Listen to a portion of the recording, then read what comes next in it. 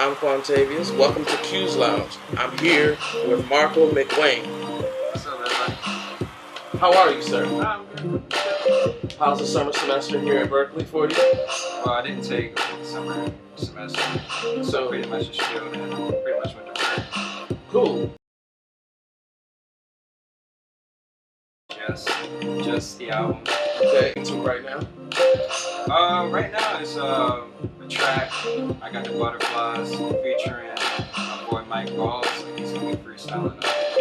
And it's also gonna be another surprise on it too as well. So be sure to check out on that.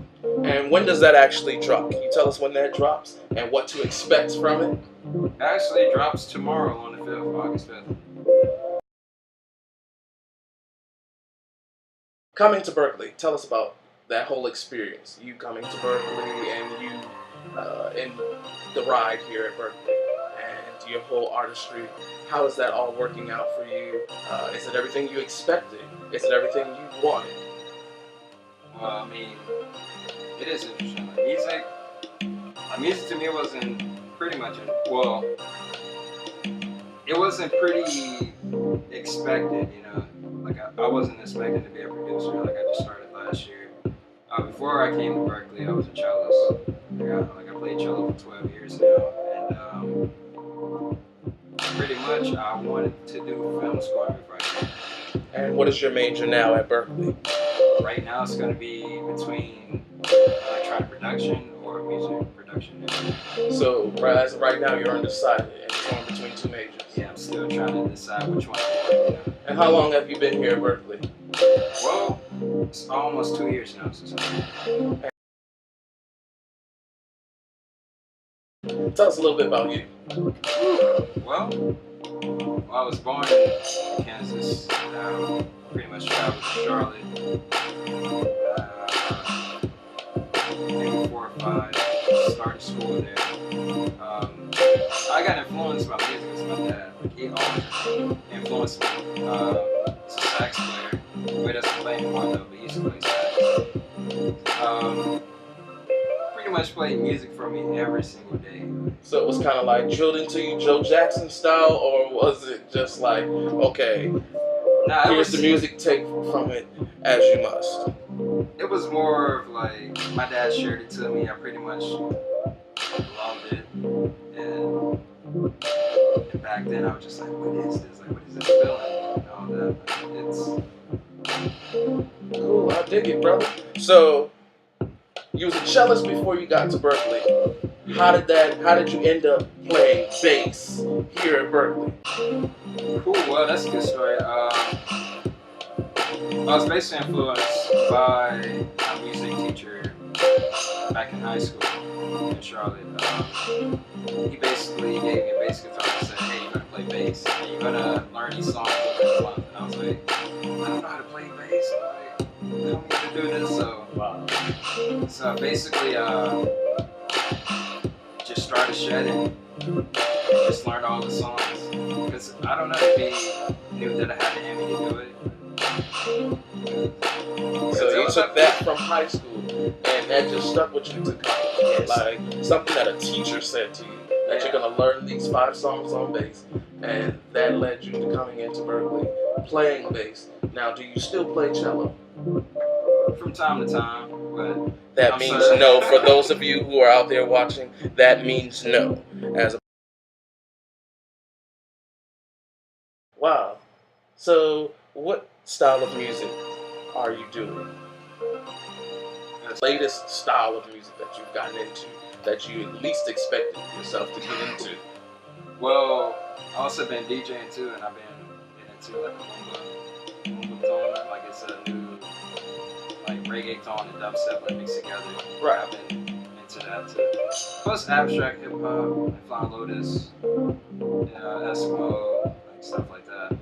So now I know all of this music that you're creating. You're using a lot of synthesizers and you're using a lot of M-Audios, things like that. Yeah. Because we all don't have the time to learn all of these instruments. Well, we do, since how we're young, but it takes up too much time and it's time consuming. So, are you actually writing anything, like handwriting some music, some chord material? Yeah, everything is just up here. And then Logic. So you're basically digitalizing your music instead of actually writing it down. Yeah. Now, when you go to perform it, how do you memorize the music? Because there's so many of them, so how are you memorizing this music when you go to perform it? It's just more of a feeling. Like I get a certain feeling on what I produce. Like I put my heart and soul into it. So it's pretty much something I can remember. So like, you sit down and you have a jam session when you perform your music. Now, how does the audience take to your music? Are they gravitating towards it? Do you have the haters out there? What's the take on that? Well, I'm not really worried about the haters. I'm really trying to progress and get to the top. Because I'm really trying to get to the top with the other producers, like Timberland, how Jay Dilla used to be back in his prime. That brings me to my next question. Who are your influencers? Well, Jay Dilla, Flying Lotus.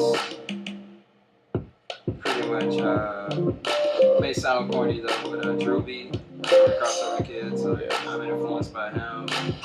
One of my good friends, The Architect, Jared Barnes. Shout out to The Architect and Drew B. Yes, I'll be seeing you guys in the fall, so do come back. The Crossover Kids. How did you get that gig and where did that come about? Who are the Crossover Kids, first of all? Well, there's some Southern boys. No, I'm kidding, but yeah, it's a long story. I don't know what Star Smith, she pretty much shut me out with it.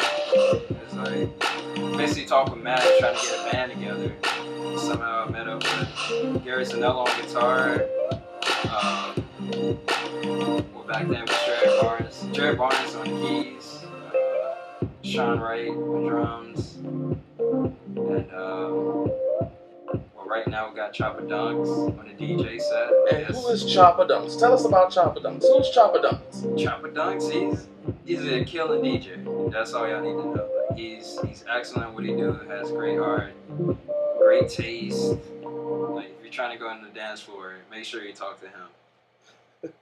Okay, so what has that ride been like? From that moment you got that phone call or that talk from Star about, hey, you guys should start a band and call it the Crossover Kids. First off, who named the Crossover Kids and what has that ride been like?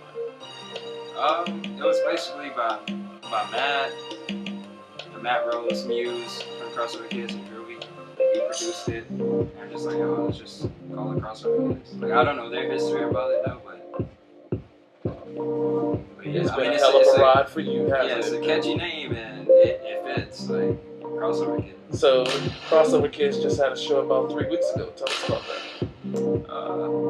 It was real interesting, real hype. We got connected to 5 Weekers, Breakfast Swingers as well. I had a few people who know the lyrics to the song, and I was shocked. Yeah. That's great for an artist who's just coming out. You guys have done an amazing amount of work.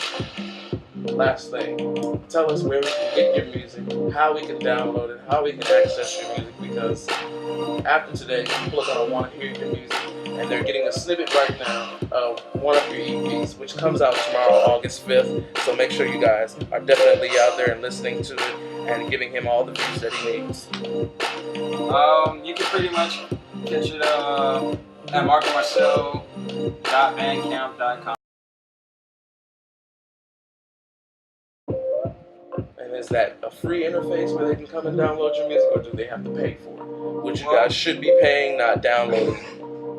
Well, first, like for the first 3 days, it's going to be a free download, and after that, it's going to be purchase of $3. Just 3 simple dollars. So. All right. Well, thank you for your time, my brother. Always a pleasure to see you. Stop by again. All right.